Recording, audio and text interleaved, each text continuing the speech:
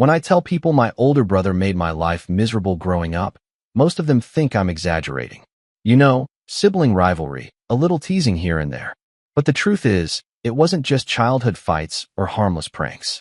No, my brother, Nathan, built his entire personality around making me feel worthless. I'm 34 now. My name's David. And for the first time in my life, I'm finally starting to understand what peace feels like. Except it's not going to last, because Nathan has decided he wants to come crashing back into my life. And this time, he's not just here to insult me or sabotage a job interview. He's threatening to take everything from me. Everything my parents left behind. Everything I've spent a lifetime being denied. Growing up, Nathan was the golden child. The charismatic firstborn with straight A's, a charming smile, and an uncanny ability to make people like him, especially our parents. To the outside world, he was polite, driven, well-mannered. Inside our home, though, it was a different story. He wasn't physically violent, not in the way you'd think. His weapon of choice was humiliation, psychological warfare. He had this way of twisting everything around so I'd look like the bad guy, the liar, the attention seeker. I could trip over a loose carpet and he'd convince our parents I was faking an injury to get out of chores. He once broke a lamp and told them I threw a tantrum and smashed it. They believed him without question. I got grounded for 2 weeks while he watched me from the hallway, grinning like a wolf. It didn't help that I was quieter than him, more sensitive. I liked to draw. I didn't speak up much at dinner. I didn't beg for attention or try to win over relatives during holidays. Nathan, on the other hand, would perform like it was a stage. Jokes, stories, flattery. He was a master manipulator before he hit puberty. And my parents ate it up. To them, I was the problem child. The kid who needed to try harder, who always seemed to be sulking, who couldn't just let things go. When I tried to speak up about the way Nathan treated me, they'd wave it off. He's just teasing, Mom would say. You need to toughen up, Dad would add. Over time, I stopped trying to explain. I stopped expecting justice. By the time I was 15, Nathan had convinced most of the extended family that I was lazy, ungrateful, and impossible to live with. I had uncles who'd talk down to me at family barbecues, aunts who'd ask passive-aggressively if I'd finally found something I'm good at. Meanwhile, Nathan was the high-achieving high schooler with early admission to college, a part-time internship, and a girlfriend our mom adored. I got used to the background. The leftovers. The David, can you just chores while Nathan got praised for washing a single dish once a week. What made it worse was that he didn't just want to win. He wanted me to lose. If I got a B on a test, he'd joke about how even the dumb kids in his class managed A's. If I started talking about a hobby I liked, he'd make a few comments that made me second-guess if I was any good. When I got into graphic design, he told everyone at a family dinner I was studying how to draw cartoons for a living. My parents laughed. I didn't even bother defending myself. College was my first escape. I chose a university out of state and managed to land a scholarship that covered most of my tuition. The day I left, Nathan barely acknowledged me. Mom hugged me like I was going to war. Dad gave me a weird half-nod like he wasn't sure if he was proud or just confused that I'd gotten in anywhere. I thought things would get better once I was on my own. And for a while, they did. I made real friends. People who liked me for who I was. I started freelancing, building a portfolio. I finally felt like I was worth something. But every holiday, I came home was a reminder of where I stood. Nathan had started working for our dad's company right after graduation. He called it getting experience in leadership. I called it nepotism. But of course, I kept that to myself. Whenever I visited, he'd talk loudly about business deals he closed, or how some people don't have the backbone for real work. Once, during Christmas dinner, he made a toast. To David, he said with a smirk, "May your dream of designing comic book ads finally pay the rent." Everyone laughed, even my mom, who turned and said, "Oh, come on, he's just kidding." But I wasn't a joke. I was slowly building something. By 28, I had my own business. Small but steady. A few contracts with mid-sized companies. I didn't need to work for my dad. I didn't need Nathan's approval. But no matter how far I got, part of me still wanted them to see. To finally admit they'd been wrong about me. That maybe, just maybe, I wasn't the failure Nathan painted me to be. It never came. Not until Nathan got arrested. It was around this time last year. I got a call from my cousin Ben, who worked at a law office downtown. He said, "David, did you hear about Nathan?" My stomach dropped. I thought something terrible had happened, an accident or worse. But no, Nathan had been indicted for wire fraud. He'd been skimming from vendors under the table, creating fake shell companies, routing payments through them to siphon off thousands over the course of 2 years. My dad's company was under investigation. So was Nathan. And this time, there was proof. Emails, fake invoices, paper trails. When I told my parents, they didn't believe it at first. There must be a mistake, Mom kept saying. Nathan would never. But then the court documents came. The local news started running stories. And slowly, like fog lifting, they began to see what I'd known all along. Nathan wasn't the hero. He wasn't the saint. He was just good at pretending. They were devastated. My dad aged 10 years in a month. My mom stopped hosting Sunday dinners.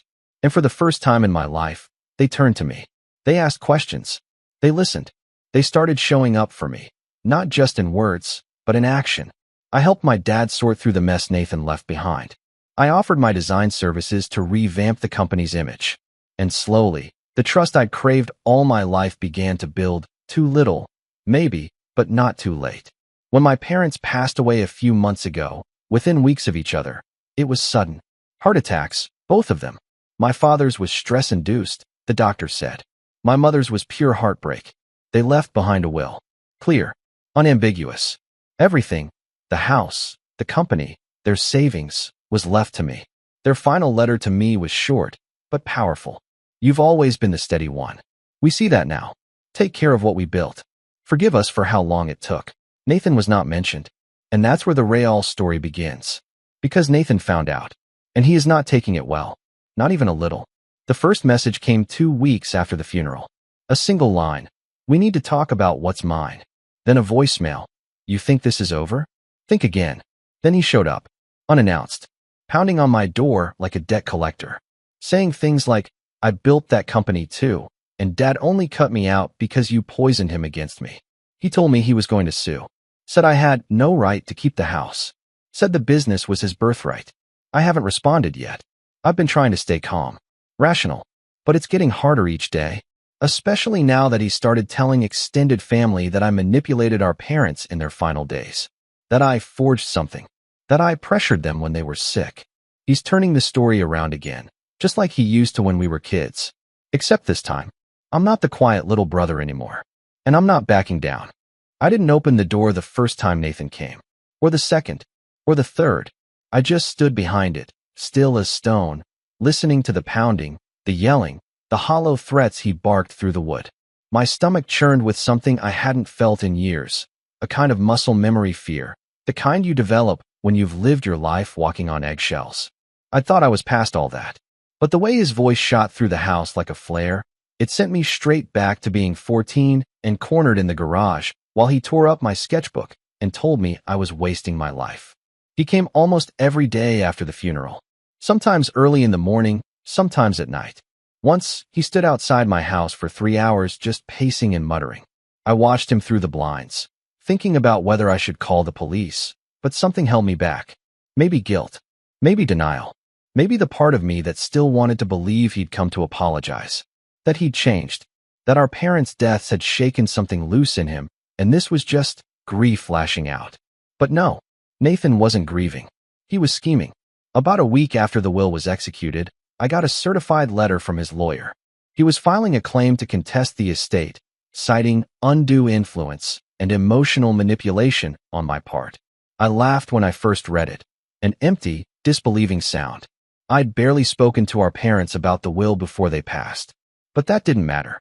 He was creating a narrative. And unfortunately, he was good at it. He'd been calling cousins, aunts, even family friends, telling them our parents had been confused near the end. That I'd isolated them. That I'd played the long game. Using their guilt over the fraud to make myself look like the good son. And some of them believed him. Not all, but enough. Enough that I started getting cold texts. Canceled plans. One aunt sent me a message saying, if this is how you treat family, David, I don't know who you are anymore. And that's when the floodgates opened. One morning, I came out to find the windshield of my car smashed. A few days later, someone spray-painted the word thief across the front gate. I installed cameras. I filed police reports. But they didn't lead to anything. No fingerprints. No witnesses. Just long forms and shrugged shoulders. I knew it was Nathan. But proving it? That was another story. The worst was when I got a call from Claire, one of my mom's old friends. She was a sweet woman, a retired schoolteacher who used to send me birthday cards when I was little. She told me she'd gotten a visit from Nathan. He'd come to her house, unannounced, and asked if she'd be willing to sign an affidavit stating that my mother had expressed confusion about the will before she died. Claire was horrified. She told him no. But she also told me, quietly, cautiously, that he'd already convinced at least 2 other people. People I hadn't spoken to in years. People who'd once sung his praises every Thanksgiving while I cleared the dishes in silence. I was furious, not just at Nathan, but at myself, for letting it get this far, for not fighting harder, sooner, for still clinging to the fantasy that one day we'd be brothers again, in some fragile, surface-level way. That maybe we could mourn together. I was mourning 2 parents and an entire childhood I'd never really gotten to live, and he was out there rewriting history like it was just another business strategy. And then came the moment that broke me. It was a Saturday afternoon, warm and still, the kind of rare peaceful day where I finally felt like I could breathe. I was sorting through some old photo albums in the living room, my mom's handwriting on little notes, memories I hadn't seen in years, when the doorbell rang. I thought about ignoring it again, but something told me this time was different. When I opened the door, I wasn't met with yelling. No pounding. Just Nathan, standing there in a tailored gray blazer, sunglasses perched on his head, and a manila envelope in his hand. "David," he said coolly, "you've got 2 options. Either we split everything like grown-ups, or I ruin you." I stared at him. "You already tried." He chuckled. "No, that was just the preview." He handed me the envelope and walked away. Inside were printed copies of emails. Faked ones. Someone had gone to the trouble of creating a fake Gmail account in my dad's name, writing a series of messages that made it look like my father had been coerced into rewriting the will. There were references to pressure and regret, and even an attached statement, supposedly from my mom, claiming she was deeply concerned about my influence. It was laughably bad. The grammar was off. The tone was nothing like them. But to someone who didn't know better? To a judge who never met my parents? It could plant enough doubt to throw everything into chaos. And that's exactly what Nathan wanted. I sat on the couch for hours that day, the envelope on the table in front of me like a loaded weapon. I kept thinking back to all the times he'd lied and gotten away with it. All the times he'd smiled while I took the fall. The scraped knees, the lost scholarships, the quiet moments where I believed maybe I really was the problem. He'd stolen so many pieces of my life already. But this time he wanted to take the rest. The next day, I called a lawyer. Not just any lawyer, my lawyer. I'd never needed one before, not really. But now I was going to fight like my life depended on it. Because in a way, it did. Over the next few weeks, things escalated even more. Nathan filed a formal petition to contest the will. His legal team submitted the fake emails as evidence. I had to sit through depositions, answer invasive questions, submit copies of my own communications with my parents. It was exhausting, dehumanizing. Every day felt like a battle in a war I never wanted. And through it all, he kept showing up. Sometimes at the courthouse. Sometimes at the office my father left me. He'd sit in the parking lot in his car, staring at the front door. Once, I caught him talking to one of my employees, feeding them lies about how I cheated my way into the business.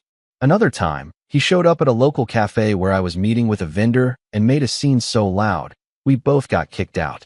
The worst part? Part of me still wanted to believe he wasn't evil. That he was just broken, angry, hurt. That if I could just reach the core of him, the version of Nathan that maybe existed once upon a time, I could stop all of this. That hope? It died the day I found out what he did to Dad's former assistant, Julia. Julia had worked for my father for nearly 2 decades. She was loyal, kind, treated me like her own son when I was a teenager cleaning out the supply closet for extra allowance. She testified in support of me, saying my parents had been of sound mind and fully intended to leave the estate as they did. A week later, someone broke into her car. They didn't take anything, but they left a manila envelope on the seat, full of screenshots of her son's social media, her home address, and a single typed line. Perjury has consequences. She broke down and called me crying. That was when I knew Nathan had crossed a line he couldn't come back from, and I was done playing defense. I don't know what rock bottom is supposed to feel like, exactly. Some people say it's dramatic, like a final punch in the gut that knocks the wind out of you. Others say it creeps in slowly, like the waterline rising while you stand in it, paralyzed, pretending you're not drowning. For me, it was somewhere in between. It didn't happen all at once. But there was a moment when I looked in the mirror, eyes hollow, skin dull from lack of sleep, and didn't recognize myself. And not in the poetic, self-reflective way. I mean, I literally flinched. I looked like someone going through withdrawal, and in a way, I was. Withdrawing from my family, from my past, from the illusion that being good and staying quiet would ever protect me. After Julia's car was broken into, and she called me sobbing, I hung up the phone and sat on the floor of my hallway. Not the couch, not a chair, just the cold wood floor, my back against the wall. I stayed there for over an hour. No TV, no scrolling on my phone. Just silence. That tight, suffocating kind of silence where your thoughts loop like a bad song stuck on repeat. How did it get this bad? How did he still have this much power over me? I felt guilty. For Julia. For my parents. For every single person Nathan was targeting because of me. I'd spent years swallowing my voice, trying to make peace, playing the bigger person like it was a moral badge of honor. But in doing so, I'd left people unprotected. People like Julia, who didn't ask for this. People who trusted me. I thought about pulling out of the legal battle entirely, letting Nathan have whatever he wanted. Maybe if I just signed over the house or split the business, he'd stop. Maybe if I gave in, the harassment would go away. The family members who stopped speaking to me might return. The whispers would stop. The tension in my neck would ease. I wouldn't have to be at war anymore. But then I remembered something from years ago. I was 17. Nathan had borrowed my car, technically our dad's hand-me-down that we shared, and crashed it into a tree while drunk. When my parents found out, he convinced them I had taken it without permission and tried to cover it up. I remember the look in my dad's eyes when he yelled at me. The disappointment. The fury. I remember sitting in the kitchen that night while Nathan was upstairs, playing video games without a care in the world, and thinking, is this how it's always going to be? That night, present-day David sitting on the floor of his hallway, made a quiet decision. No, it wasn't going to be like this anymore. The next day, I fired my lawyer. Don't get me wrong. He was competent, professional, but he didn't believe in this case the way I needed someone to. To him, it was just another inheritance dispute, another messy family drama with gray areas and money on the line. I needed someone who saw what Nathan was, who wasn't afraid to shine a light on it in court. Someone strategic, sharp, and most importantly, hungry. So I started making calls. It took 3 weeks, dozens of consultations, and more money than I'd ever spent on anything in my life. But I finally found her. Her name was Fiona Romani, and within 5 minutes of speaking to her, I knew I was in the presence of someone who didn't just play the game. She designed the board. Former prosecutor, known for her tenacity in fraud and family litigation. She didn't blink when I showed her the fake emails. She didn't flinch when I described the intimidation tactics Nathan had used. She just leaned forward and said, let's bury him in truth. And for the first time in months, I felt something spark. Not anger, not fear, resolve. The rebuild started slowly. I tightened up everything, my business, my schedule, my routines. I started going to therapy again, something I hadn't done in years. At first, I talked about Nathan. A lot. But after a few sessions, the focus shifted inward. To the childhood I tried so hard to forget. To the coping mechanisms I'd developed. Staying quiet, avoiding conflict, minimizing my own achievements so I wouldn't trigger someone else's resentment. My therapist said something that stuck with me. You've spent your whole life surviving your brother's presence. It's time to start building a life in his absence. That hit hard. Because even now, with him out of the house, out of the family, out of every rightful place he used to occupy, I was still living like he was in the next room. Every decision filtered through that fear. What if he finds a way to twist this? What if I make things worse? What if I win and it only escalates? But Fiona helped reframe that. He's not fighting for justice, she said during one of our early strategy meetings. He's fighting to keep the illusion alive, that he's the one who matters most. The moment you stop playing in his shadow, you win. With her help, we began gathering everything. Not just defense, offense. Real bank statements. Video footage of him harassing me at the office. Security cam screenshots from Julia's neighborhood. Testimonies from former coworkers of my father's who saw Nathan's shady deals before they unraveled. And slowly, piece by piece, we began to stitch together a timeline. Not just of fraud, but of manipulation. A life pattern. A character profile. Meanwhile, I made changes in my business. I promoted 2 longtime employees who'd stuck by me through the storm. I restructured the departments, launched a new design campaign, and even expanded into a small downtown space for client meetings. It was exhausting work, but it gave me something to focus on. Something real. Something that was mine. I started sleeping better. Eating again. I even began hosting small dinners at the house. Close friends, a few trusted colleagues. The house that had once felt haunted by the weight of my parents and their silence was beginning to feel like a home.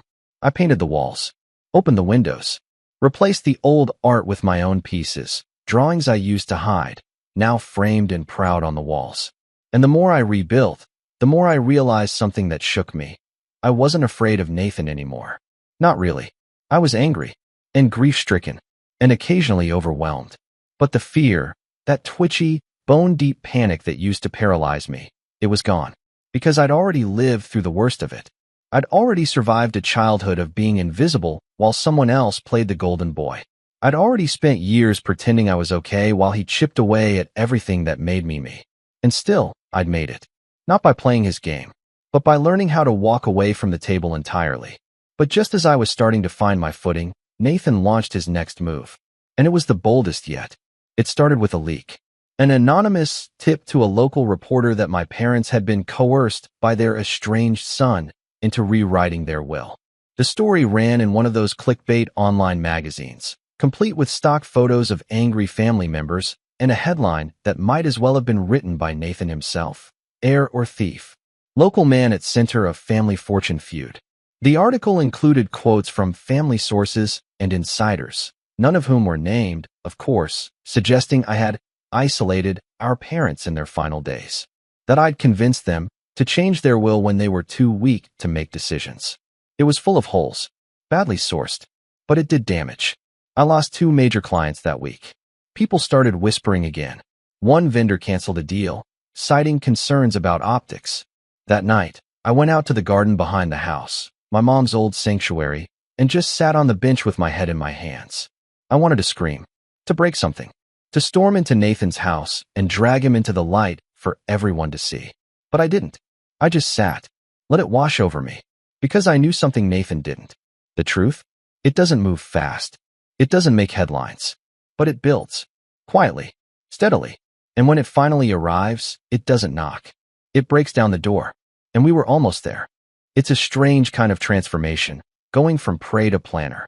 For most of my life, I was stuck in survival mode, reacting to Nathan's schemes like a deer in the road, frozen by headlights. But by the time the hit piece came out, something had shifted inside me. I wasn't scared anymore. I was focused, because Nathan, in all his arrogance, had made one critical mistake. He'd overplayed his hand, and he did it in public. He thought the smear article would unravel me, make me retreat, force me to settle. What he didn't expect was for it to light a fire under me so hot, I'd stop defending and start strategizing. And not just legally, personally. I stopped thinking like the brother who wanted peace. I started thinking like the man who finally had something worth protecting and nothing left to lose. The day after the article dropped, I met with Fiona in her office, which, fittingly, was on the top floor of a converted warehouse with glass walls and skyline views. She was already pacing when I arrived, binder in hand, highlighter tucked behind her ear. "He's getting desperate," she said without preamble. "This kind of PR play? It's noise. It tells me he's afraid he's losing." I sat across from her and said, "Then let's make him right." We spent the next few weeks creating what she called a counteroffensive. Not just legal rebuttals, but a full documentation package of who Nathan really was. Fiona called it a character portfolio, and it included everything from his fraud indictment to statements from people he had intimidated or manipulated, former employees, ex-girlfriends, a former therapist who couldn't reveal details but confirmed patterns of narcissistic behavior. But that wasn't enough. We needed to go deeper, stronger, and that meant doing something I never thought I'd do. I reached out to my father's former business partner, Leonard. Leonard and my dad had co-founded the original company back in the late 80s. They split ways when I was still a kid. Leonard retired early after a buyout, but my dad always spoke of him with respect.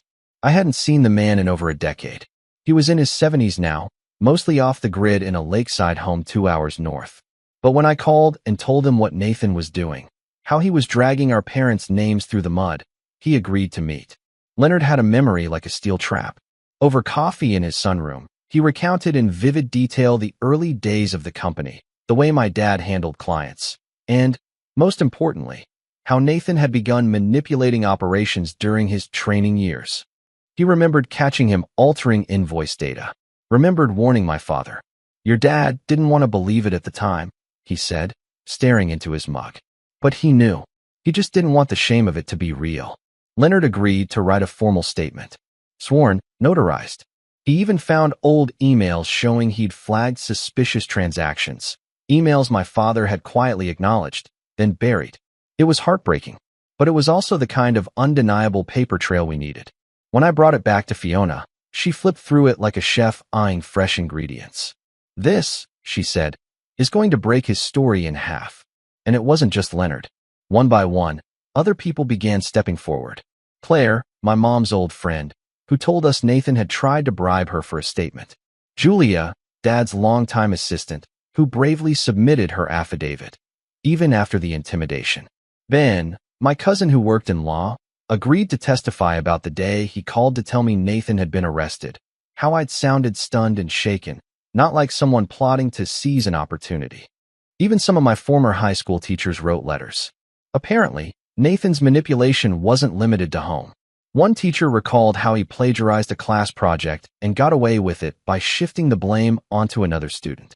Another remembered how he bullied a quieter kid into withdrawing from student council, then took the position himself. All these stories, all these receipts, all these people who'd seen behind the curtain, and finally felt safe enough to speak. Still, I knew legal ammo alone wouldn't stop Nathan. Not completely. His real power came from perception, the way he bent reality to his advantage. And I needed to take that power away. So I started working on something else. Something that would hit him where it hurt most. His image. I hired a private investigator. Not to stalk him or dig up dirt in the tabloids. I had no interest in tabloids. I wanted facts. Business records. Property transactions. Tax filings. Everything public, everything legal. I needed to know how he was funding this campaign of lies. How he still had enough money to throw around, hire lawyers, bribe relatives, orchestrate media spins. What we found was delicious. Nathan had set up a series of shell companies in Nevada and Florida. LLCs with no employees, no public-facing business model. Several of them had quietly received consulting fees from vendors my father's company had worked with in the past. In other words, he was still laundering money. Not on the same scale as before, but just enough to keep his lifestyle inflated. That gave us leverage. If he pushed too hard, we'd push back, with IRS filings in hand. Meanwhile, I started reclaiming my family name in a quieter, more personal way. I hosted a memorial event at the community center, one my parents had always supported through small donations, but never visited in person. I created a scholarship in their name for students pursuing small business development. I spoke at the event myself, even though public speaking used to make my knees shake. But this time, I felt grounded, clear. I talked about my dad's discipline, my mom's quiet kindness, and how they'd taught me, however late, that honesty matters more than legacy. That family isn't just blood. It's choice. Who you stand by. Who you protect. The response was overwhelming. Not just from strangers, but from family members who'd been sitting on the fence. My uncle Raymond came up to me after the speech, tears in his eyes. "I didn't know," he whispered. "I didn't see what was really happening. I'm sorry." Bit by bit, the tide began to turn. My lawyer filed a countersuit against Nathan for defamation, harassment, and emotional damages. The evidence package we submitted to the court was over 300 pages thick, documented, indexed, and airtight. Fiona had it couriered directly to the judge with a formal motion to expedite discovery. But I wasn't done yet. There was one last piece of the puzzle. A ticking time bomb Nathan didn't know I had. Months earlier, when I'd been going through my parents' home office, I found an old external hard drive. It was in a drawer marked Dad, work stuff, wedged between some blueprints and old client contracts. I hadn't looked at it right away, Grief had made sorting through their things too painful, but something about that label had stuck in my mind. When I finally plugged it in, I discovered a folder labeled simply, Contingency. Inside were audio recordings. Not many, just 3, but each one dated within the last 6 months of my parents' lives. They were conversations between my father and mother. Private, personal, and heartbreaking. In one of them, my dad said clearly, "I want to make sure David has everything. Nathan's already had his share. He took it the day he betrayed us." In another, my mom said, "David's always been the one who stays. The one who listens. I don't want him to think we didn't see him, John. We have to do this." And in the final recording, just weeks before they passed, my dad said, "If Nathan contests this, it only proves we made the right choice." I sat frozen at my desk, tears running down my face.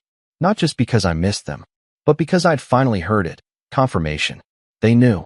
They understood. They saw me. And now, I had their voices to prove it.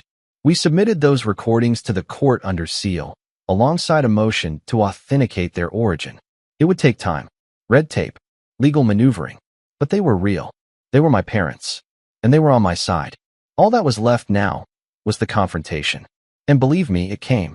He showed up unannounced, just like he always did. But this time, I opened the door. It was early evening, just after a light rain. The air still smelled of wet pavement and pine needles, and the last sliver of orange sun dipped behind the trees bordering the property. I stood in the doorway with the same steadiness I'd once reserved for courtroom testimony.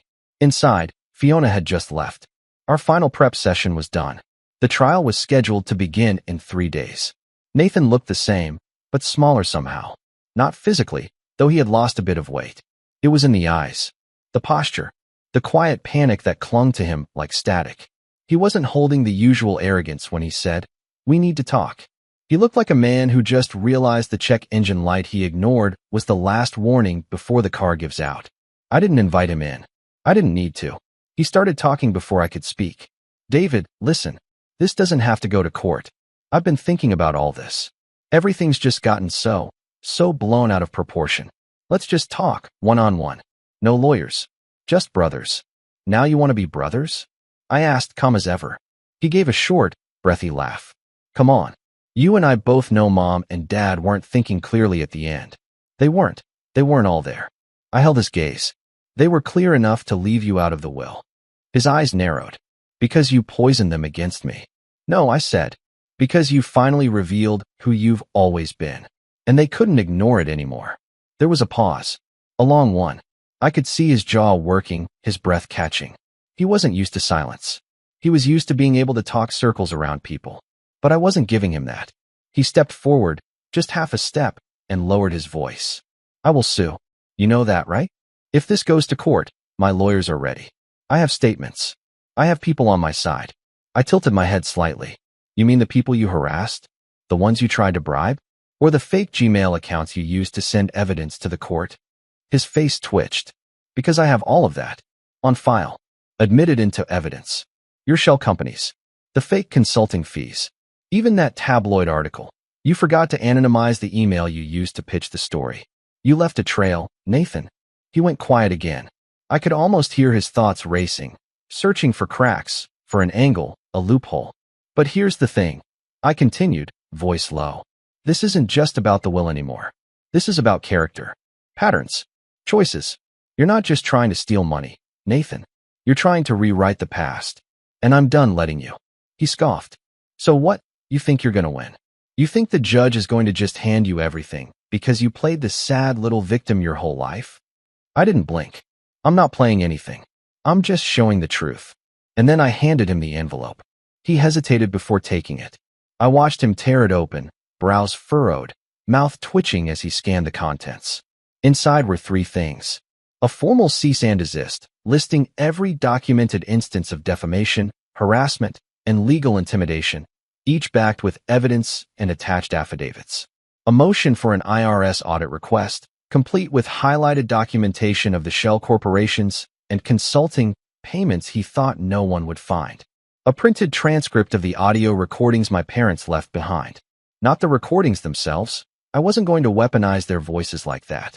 But the transcript was enough to make his eyes widen by the 3rd line. I have the originals, I said. Authenticated, admissible, and scheduled for submission the morning of the trial. He was silent for a long time. Then he looked up, his face pale. You planned all this, he whispered. I nodded. Of course I did. You taught me how. He opened his mouth, maybe to yell, maybe to beg, but then shut it again. The air between us held heavy for a moment longer. Then, like a switch had been flipped, he turned on his heel and walked back to his car. He didn't slam the door this time. He didn't spin tires or yell curses from the window. He just drove away, a slow retreat down the winding driveway, swallowed up by the trees like he'd never been there at all. But that wasn't the end. Not yet. 3 days later, the court date arrived. Nathan didn't show up. His lawyers did, barely. Disorganized. Pale. Mumbly. Fiona leaned over to me in the courtroom, whispering, he's folding. They filed a motion to withdraw the contest. No explanation. No fight. The judge asked if we still wished to proceed with the defamation countersuit. I looked at Fiona. Then I looked around the courtroom. At Julia, sitting quietly in the back row. At Leonard, who'd made the trip just to be there. At the life I'd rebuilt. The business I'd protected. The legacy I'd earned. No, Your Honor, I said. We're satisfied. The estate was ruled uncontested. Everything remained in my name. A week later, I got a call from the IRS, thanking me for the documentation. That same month, Nathan quietly sold his car. And his house. One of his shell companies shut down. Word spread. Investors pulled out. A second fraud investigation was opened. I didn't reach out. I didn't have to. The last I heard, he moved out of state. Somewhere cold. Isolated. A rental under someone else's name. I still think about him sometimes. Not with hatred, but with clarity. He spent his life building a house of mirrors, shiny on the outside, but empty and hollow behind every reflection. And when the truth finally broke through, there was nowhere left for him to hide. As for me, I still live in the house. The one my parents built, the one they left to me not because I was perfect, but because I was real. I keep their letters in a drawer in my office. Their photos hang in the hallway. And every time I walk past the mirror now, I stop. I look, and I recognize the man looking back. Because I'm no longer the brother in the background. I'm the one who stayed. The one who stood up. The one who finally got to speak. And I made sure the whole world heard me. He spent his life trying to erase me. But in the end, I was the one who wrote the last chapter.